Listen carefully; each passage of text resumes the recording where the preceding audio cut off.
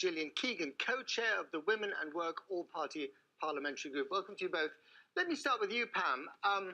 You work for Tesco. You just heard that piece there, and you heard those women's stories. What is your story? Well, I've worked for Tesco for 26 years. I've always worked on the shop floor. Predominantly, I started on twilights. I now work nights. Mm-hmm.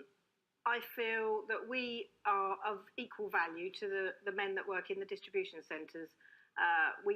It's quite manual. We have to go and collect the delivery in cages from the warehouse, bring it back to the shop floor. We have to physically split that delivery down because there's various different aisles from grocery on our stock, and then we have to sort that out and then put it on the shelf. We also have to have face-to-face contact with customers, and because our store is open 24 hours, we obviously have people throughout the night.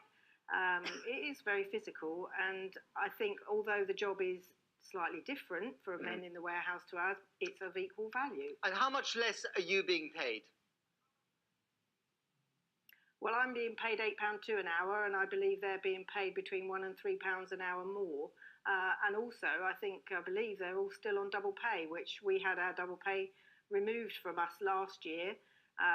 Last July, they went from double time down to time and a half. Mm-hmm. And what we're saying is we just really want what Tesco's are saying they wanted.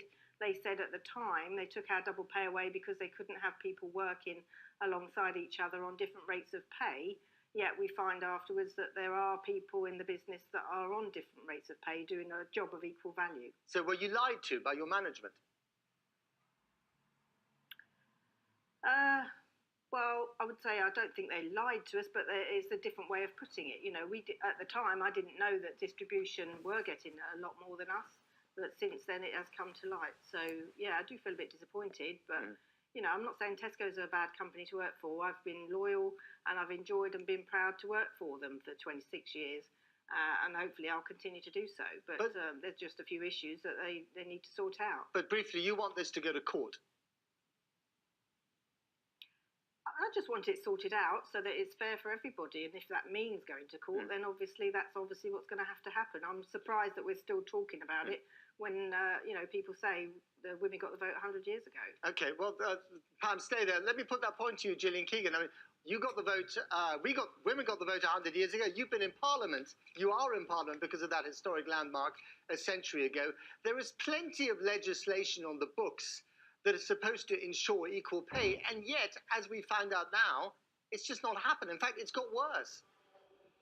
Well, yes, and in fact, only women over 30 got the vote 100 years ago, so a working class woman like myself probably is only celebrating her 90-year anniversary. But indeed, it was the first time when women could become MPs.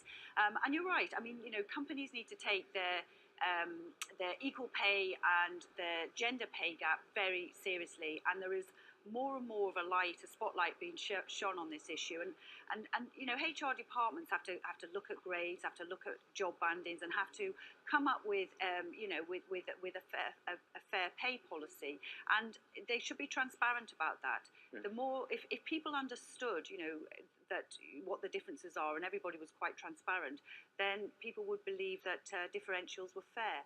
And what it appears in this case is when they found out there'd been a change in this case overtime rates that had been applied differently to different job groups, they suddenly thought that there wasn't what they perceived to be a fair approach, and it's very important that companies take that seriously. But surely the legislation needs to be tightened up with some serious sanctions here for companies like Tesco and Asda. Well, the legislation has been in place for 30-odd years, and you know, and it is quite clear. It says, you know, rights, responsibilities, skills, and also this equal comparable value. And obviously there is employment tribunals which are in place for people to be able to bring forward But it shouldn't have come to this.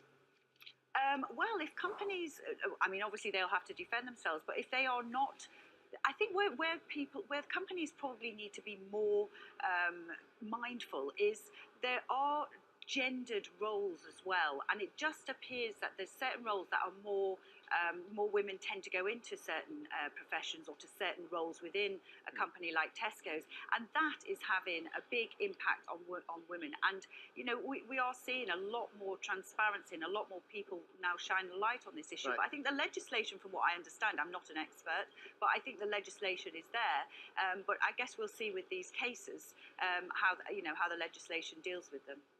Pam Jenkins, are you reassured by what you just heard from Gillian Keegan there? Do you think that the government and indeed Westminster is doing enough for people like you? Well, obviously at the moment I don't feel they are, but I mean I'm not an expert, but you know, it wasn't overtime rates they cut. It was Sunday working and a bank holiday pay they cut for us, and that's only for the long-term employees, which, you know, was quite harsh because I lost out heavily on that. And that's I've been working for Tesco, as I say, 26 years, and up to that point I've been working quite happily, you know, alongside everybody else, and there was no problem. So there is an issue to be addressed. Right. And when they said they brought us down to their level because of, you know, they wanted to be fair to everybody and have everybody working on the same rate of pay, it just seems a bit strange. Indeed. Got to leave it there. Pam Jenkins, Gillian Keegan, thank you very much.